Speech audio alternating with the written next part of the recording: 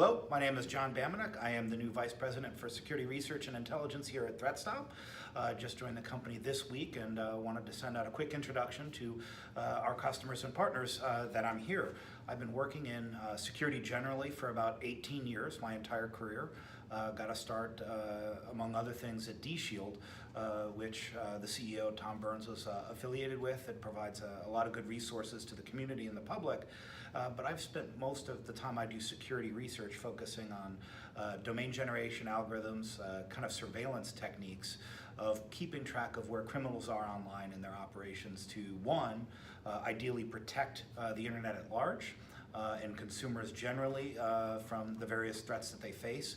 Also, hopefully, leading to criminal prosecutions. I do every now and then give some information and intelligence to law enforcement and participate in criminal investigations. I was part of Operation Tovar in 2014 that helped dismantle Game Over Zeus and CryptoLocker, one of the first successful ransomware campaigns. So I do spend a lot of time on that, and lately I've gotten into playing with cryptocurrency and using that for a lot of various intelligence purposes.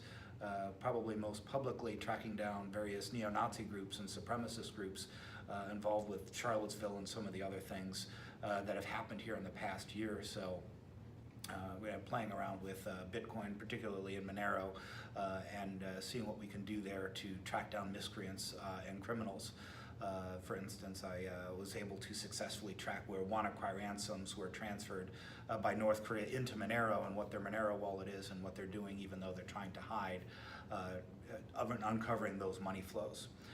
So as Vice President of Security Research at ThreatSTOP, basically my job is to take in all the data from open source intelligence from our partners to make that available as policy targets in the product that you use to protect your organization and your constituencies. Specifically, what I want to spend a lot of my time on is the feedback loop, because we do get a lot of data and how network communications is going on, using that feedback loop to see what are we missing and creating more mechanisms so that we can use that information to better refine our feeds, our data, and to find things that we don't know about programmatically. So creating mechanisms so that we can create more persistent and sticky prevention to again protect your constituencies out there. One of the things I liked about ThreatSTOP, as I was interviewing, I've known Tom for a good long time, is often, a lot of security companies are focusing on all these advanced things and niche, trying to solve niche problems. But a lot of the things that in my 20 years of doing this, we're still not solving and not doing well. So things like, properly managing firewalls, using DNS to actually operationalize the data that we have, right? It provides the ability to do the simple things well. It's not all that simple as many of you know, but these basic classes of information, we pass around indicators. The most basic versions of those are IP addresses and DNS, is making sure that we can block that stuff so that we can focus the limited amount of personal resources of reverse engineers and intelligence analysts on the things that really need human intervention.